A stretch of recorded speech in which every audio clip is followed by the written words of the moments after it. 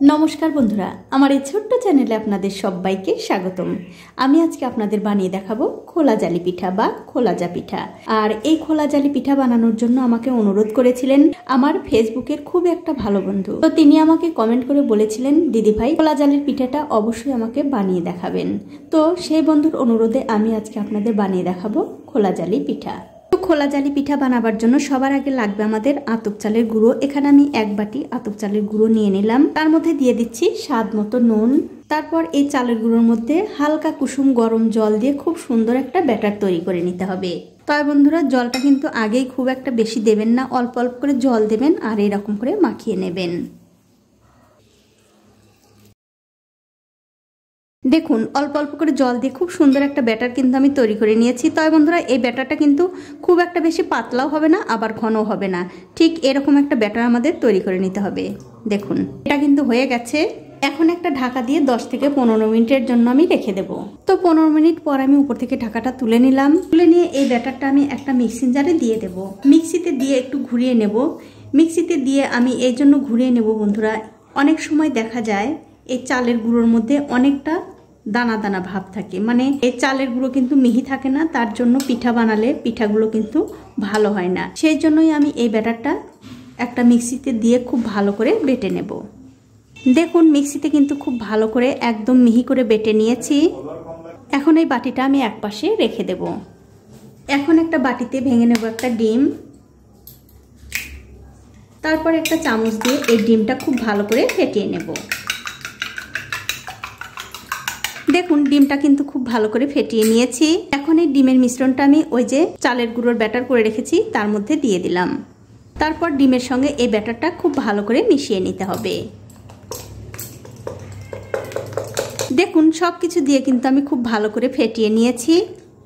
এখন আমি পিঠাগুলো বানিয়ে নেব। তার জন্য দেখতে পাচ্ছেন একটা তাওয়া গরম করতে দিয়েছি। তাওয়াটা যখন দেখবেন ভালো করে গরম হয়ে গেছে, তখন এই যে আমি ব্যাটার করে রেখেছি এখান থেকে 1 হাতা ব্যাটার নিয়ে এই তাওয়ার মধ্যে দিয়ে দেব। বন্ধুরা, অবশ্যই কিন্তু এই তাওয়াটা খুব ভালো করে গরম করে তারপরে এই ব্যাটার দিতে হবে, তাহলেই কিন্তু এই পিঠাগুলো মানে ভেতরে জালি জালি হবে। এখন আমি এই তাওয়াটা ধরে একটু করে ঘুরিয়ে ঘুরিয়ে ছড়িয়ে দেব, যাতে এই পিঠাটা পাতলা হয়, দেখতেও ভালো লাগবে আর খেতেও ভালো লাগবে। এখন আমি কিছুক্ষণ অপেক্ষা করব এই পিঠাটার ওপর দিয়ে শুকিয়ে আসার জন্য। তো এই দেখুন, পিঠার উপর দিয়ে কিন্তু শুকিয়ে গেছে। এখন আমি এই পিঠাটা তুলে নেব। একটা খুন্তি দিয়ে ঠিক এরকম করে ভাঁজ করে তুলে নিতে হবে, এতে করে পিঠাটা দেখতে ভালো লাগবে। দেখুন, এই পিঠাটা কিন্তু হয়ে গেছে। এটা আমি তুলে নিচ্ছি। তবে আমি আপনাদের আরও একটা খোলাজা পিঠা বানিয়ে দেখাচ্ছি। তবে বন্ধুরা, এই ব্যাটারটা যখন আমি বানাই তখন কিন্তু অনেকটা ঘন ছিল। আমি এর মধ্যে একটুখানি জল দিয়ে আবার কিন্তু এই ব্যাটারটা পাতলা করে নিয়েছি। আপনারা দেখতেই পাচ্ছেন কতটা পাতলা হয়েছে। দেখুন, এই পিঠাটাও কিন্তু আমি ঘুরিয়ে ঘুরিয়ে ছড়িয়ে দিলাম। এখন আমি আবারও কিছুক্ষণ অপেক্ষা করব এই পিঠাটারও ওপর দিয়ে শুকিয়ে আসার জন্য। দেখুন, এই পিঠারও কিন্তু ওপর দিয়ে খুব ভালোভাবে শুকিয়ে গেছে। এখন আমি এই পিঠাটাও তুলে নিচ্ছি। আর বন্ধুরা, এই পিঠাগুলো ভাজার সময় কিন্তু একটু তেলের প্রয়োজন হবে না, তেল ছাড়াই কিন্তু এই পিঠাগুলো খুব ভালো করে বানানো যায়। দেখুন, এটাও আমি খুব সুন্দর করে ভাজ করে নিলাম, এটাও আমি তুলে নিচ্ছি। আর এই একই রকম করে কিন্তু সবগুলো পিঠাই বানিয়ে নিতে হবে। এই দেখুন বন্ধুরা, এক এক করে কিন্তু আমি সবগুলো পিঠাই বানিয়ে নিয়েছি। তবে এই পিঠাগুলো খেতে এত ভালো লাগে যে আমার ছেলেরা ভাজতে ভাজতে কটা খেয়ে ফেলেছে। আপনারা কিন্তু দেখেই বুঝতে পারছেন পিঠাগুলো কত নরম তুলতুলে, মুখে দেওয়ার সঙ্গে সঙ্গেই কিন্তু মিলিয়ে যাবে।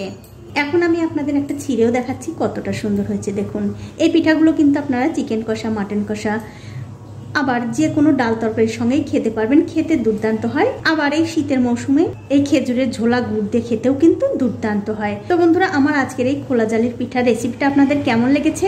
যদি ভালো লেগেই থাকে অবশ্যই একটা লাইক, কমেন্ট আর শেয়ার করতে ভুলবেন না। আজ এই পর্যন্তই, দেখা হবে অন্য কোনো নতুন ভিডিও নিয়ে।